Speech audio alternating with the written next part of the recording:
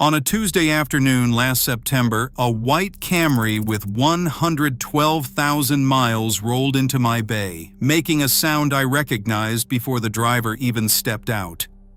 A grinding, whining howl coming from deep inside the engine bay. Not a belt squeal, not a brake noise, something worse.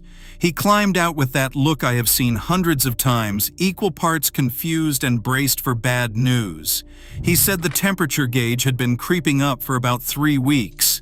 He had been checking the oil, keeping an eye on the dash, and telling himself it was probably nothing. He had no idea that in about 10 more miles of driving, he might have been looking at a repair bill between $3,000 and $4,000. Or worse. Today, I am going to show you the one thing that most Toyota owners never do, that costs around $25, takes less than 30 minutes, and stands between you and one of the most expensive repairs in all of automotive ownership. Once you understand what is actually happening inside your Toyota's cooling system right now, you will never skip this again, not once. But before we get to the fix, you need to understand the failure. Because without understanding why this happens, you will treat it like routine maintenance, put it on the back burner, and keep driving until your engine decides the conversation is over. Here is the truth most Toyota owners never hear. The Toyota reputation for reliability is real, but it is not unconditional. It is earned through a very specific, very chemical relationship between the engine and the fluid circulating inside it. Get that relationship right, and these engines will run smoothly past 200,000 miles without drama. Get it wrong, and the very parts designed to protect your engine become the things that destroy it. The water pump is the heart of your Toyota's cooling system. Every second your engine is running, that pump is circulating coolant through the block, through the heads, through the radiator, and back again. It does this thousands of times every hour. The impeller spins constantly. The shaft seal works every single cycle. The bearing turns without rest.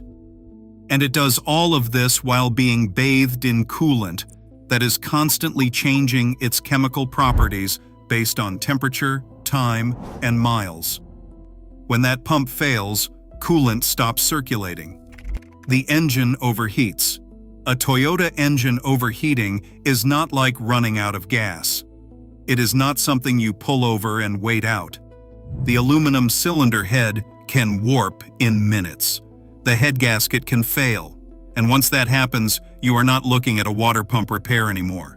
You are looking at a head gasket job, which on a Toyota 4Runner runs from $3,100 to $4,100 according to RepairPal. On a Highlander hybrid, real-world owners report quotes ranging from $3,000 to $6,000. A Toyota Sienna can run even higher than that. All of it traceable back to a cooling system that was quietly degrading for years before a single warning light appeared. And that is the part that should genuinely bother you. Because the water pump does not fail without warning. It fails after being given every reason to fail. And the reason it gets those reasons is a story about chemistry, not mechanics. Your Toyota uses a very specific coolant. If your vehicle is 2004 or newer, it came from the factory filled with Toyota Super Long Life coolant, commonly called the pink stuff. This is not generic antifreeze tinted pink. This is a precision-engineered fluid that uses phosphate-enhanced organic acid technology called POAT. It contains no silicates, no amines, no borates. Toyota deliberately engineered those compounds out because silicates found in most conventional green coolants are abrasive to the ceramic seals inside Toyota's water pumps. Use the wrong coolant in a Toyota, and you are slowly sanding away the very seal that keeps coolant where it belongs. The factory-filled version of this fluid has a rated service life of 100,000 miles or 10 years for the initial fill, then 50,000 miles or 5 years after each subsequent change. On paper, that sounds like a long time. In reality, most drivers use that number as a reason to never think about coolant at all. Here is the problem with that logic. Coolant is not a static fluid. It is a living chemistry system, and it is constantly under attack. Every time your engine reaches operating temperature and cools back down, the coolant absorbs heat, releases it, and cycles again. That thermal stress slowly breaks down the inhibitor package that makes Toyota's coolant special. The phosphate inhibitors that protect the aluminum from corrosion start depleting. The organic acids that neutralize corrosion-causing electrolytes begin wearing out. The lubricating compounds that protect the water pump shaft seals start thinning, and as all of this happens, the pH of the fluid begins to drift. Fresh Toyota Super Long Life coolant sits at a healthy pH around 8.5 to 10.5, slightly alkaline, protective, stable. As those inhibitors deplete, the pH falls.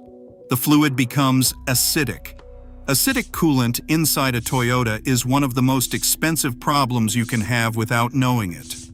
Acidic coolant does not just lose its ability to protect, it actively attacks. The aluminum components in the engine and cooling system, the cylinder head, the radiator, the heater core, the water pump housing, begin corroding from the inside out. Stray electrical current, which acidic coolant conducts far better than fresh fluid, accelerates that process. Tiny particles of corroded metal circulate through the system and end up lodged in the tightest spaces, the water pump bearing, the impeller clearances, the fine passages of the radiator core. Abrasion begins where there should only be flow. The water pump shaft seal, which depends on lubrication from healthy coolant, starts to dry out and crack. It begins weeping, just a trace at first. A slight crystalline pink deposit forms around the weep hole at the bottom of the pump, a detail a Toyota specialist in Bellingham, Washington describes as the first unmistakable warning sign. Most drivers never notice it because they never look. By the time the leak becomes a drip, by the time the temperature gauge climbs, by the time the noise starts, the seal is already gone. And here is where the cascade begins. Once the pump starts leaking, the coolant level drops slowly. The driver might add a little fluid to the overflow reservoir and not think much of it. But meanwhile, the pump bearing, no longer properly lubricated and increasingly contaminated with degraded coolant, begins to fail. The grinding sound starts. The whining. The engine temperature climbs more frequently, and then one day, the seal lets go entirely, or the bearing seizes, and the engine overheats hard. What was a $25 maintenance habit becomes a $4,000 repair. I want to stop for a moment because I know exactly what you are thinking. You are thinking your coolant is probably fine. You are thinking you would have noticed something. You are thinking Toyota builds good cars and this is being over-dramatized. And you might be right, your car might be fine today. But here is the thing about degraded coolant. It does not look like a problem. Old Toyota coolant does not necessarily turn brown or sludgy the way neglected engine oil does. It can look almost normal, slightly faded in color, maybe a shade closer to amber than its original bright pink, but not screaming for attention. The degradation is chemical, not visual. The inhibitors are gone, but the fluid still fills the reservoir. The pH is acidic, but there is no warning light for that. The corrosion is happening, but quietly, invisibly, in every passage the coolant touches. This is why so many Toyota owners reach 80,000, 90,000, 100,000 miles and suddenly experience a cascade of cooling system failures they never saw coming. The pump, the thermostat, the radiator, all of them compromised by years of acidic fluid doing slow, invisible work. The solution is almost insultingly simple. A gallon of Toyota Super Long Life coolant, the genuine pink stuff pre-mixed at 50% coolant and 50% water from the factory, costs around $20 to $25. It is available at Toyota dealers, at most auto parts stores, and online. AI SIN ACT-T02 is considered the closest aftermarket equivalent to the genuine fluid if you cannot find the Toyota branded version. What you are looking for is POAT or HOAT chemistry, no silicates, pre-mixed with deionized water. Do not top off your Toyota's cooling system with generic green coolant. Do not use Dex Cool. Do not use any universal coolant. The chemistry in those products is incompatible with what Toyota's seals and aluminum components expect. And mixing incompatible coolants can create a chemical reaction that turns your coolant into a gel, an actual literal clog that destroys your radiator from the inside. Once you have the right fluid, the process itself is straightforward. Make sure the engine is completely cold. This is not negotiable. Coolant under pressure and heat will burn severely. Locate the coolant overflow reservoir, which is a small plastic tank near the radiator. Check the level against the MIN and MAX lines. If you are approaching 50,000 miles since your last change, or if you do not know when the coolant was last changed and the car has more than 60,000 miles on it, plan a proper drain and refill. If you are between intervals and the level is simply low, top it off with fresh Toyota Super Long Life coolant mixed 50-50 with distilled water, not tap water.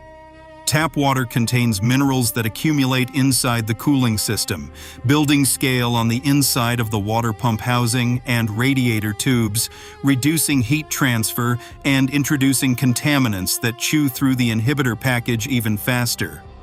For a proper drain and refill, the job is still simple. Let the engine cool completely. Remove the radiator drain petcock at the bottom of the radiator. Many Toyotas also have an engine block drain plug for a more complete evacuation.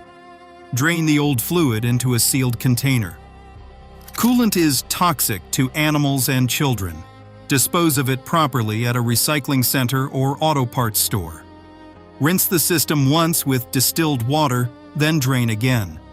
Close the drain. Fill with fresh 50-50 Toyota Super Long Life coolant, start the engine, let it reach operating temperature so the thermostat opens and circulates the new fluid, then top off the reservoir and install the cap. On some models, a spill-free funnel that attaches to the radiator opening makes this easier and eliminates the air pockets that can cause localized overheating in the cylinder head. The whole job, done carefully and with a cold engine, takes about 30 minutes. And here is what 30 minutes and $25 buys you. Fresh inhibitors actively protecting every aluminum surface in your cooling system. The pH returns to a stable alkaline range where metal corrosion cannot get a foothold. The water pump shaft seal receives lubricating compounds that keep it flexible and sealed. The bearing runs in clean fluid instead of acidic, abrasive soup. The fine passages of the radiator and heater core stay open instead of slowly clogging with precipitated minerals and corrosion byproducts. The entire chemistry of the cooling system resets back to the state it was designed to operate in. There is one more detail I want you to understand, and it is the one most people get wrong even when they do this service correctly. Do not mix coolant types. I cannot say this clearly enough.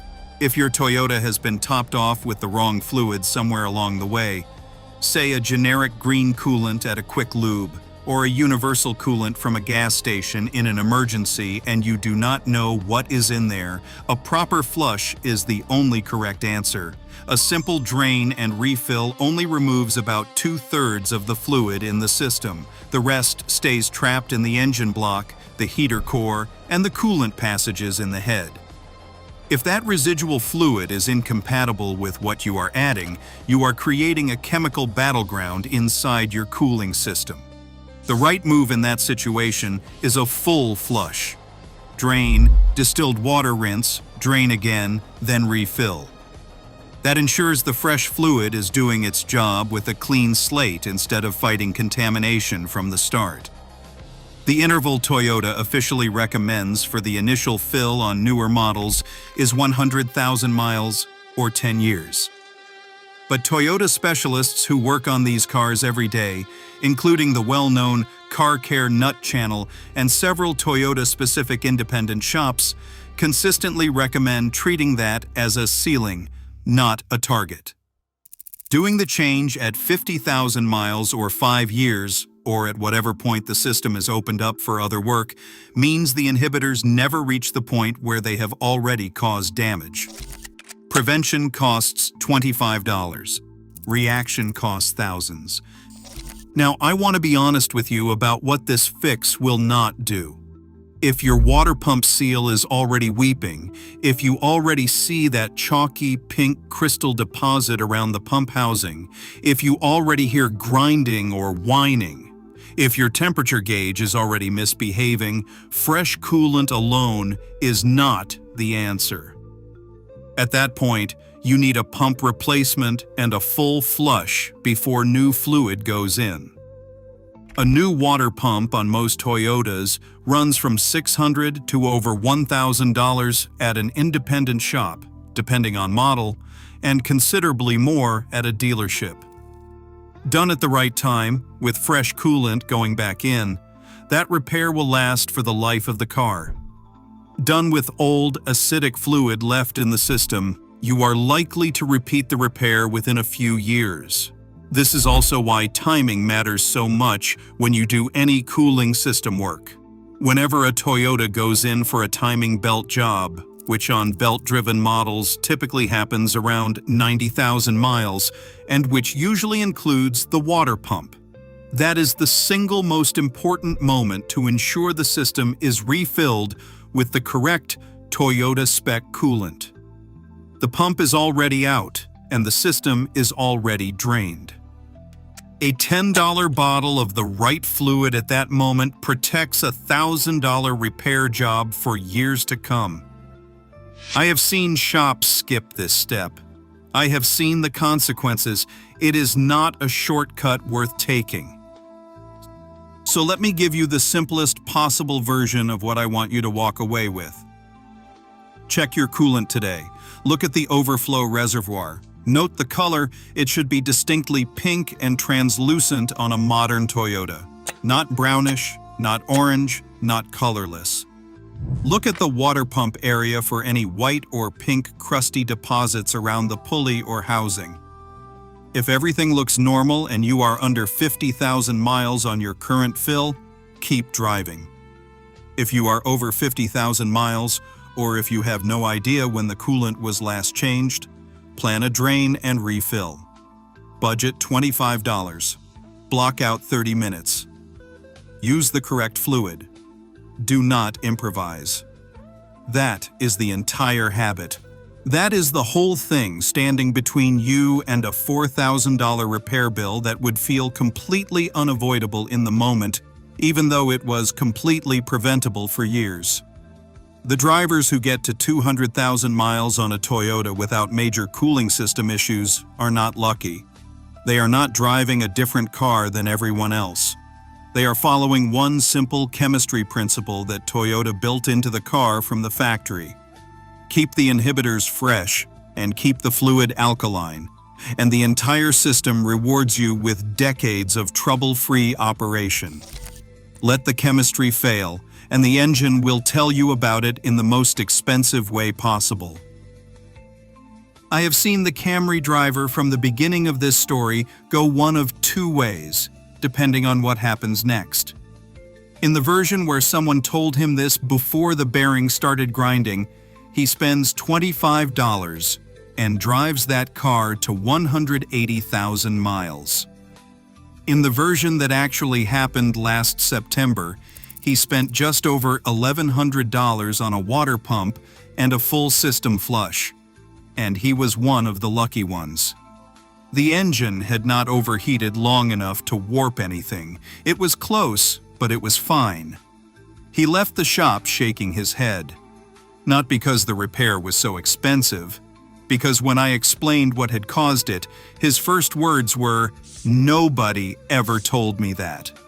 That is why this video exists. If this just saved you a 4-figure repair bill, hit like so more Toyota owners see it before they need it. Subscribe if you want to keep learning how to stay ahead of the expensive problems before they find you. Drop a comment if you just went outside and checked your coolant reservoir for the first time, because doing that today might be the best $25 you never had to spend.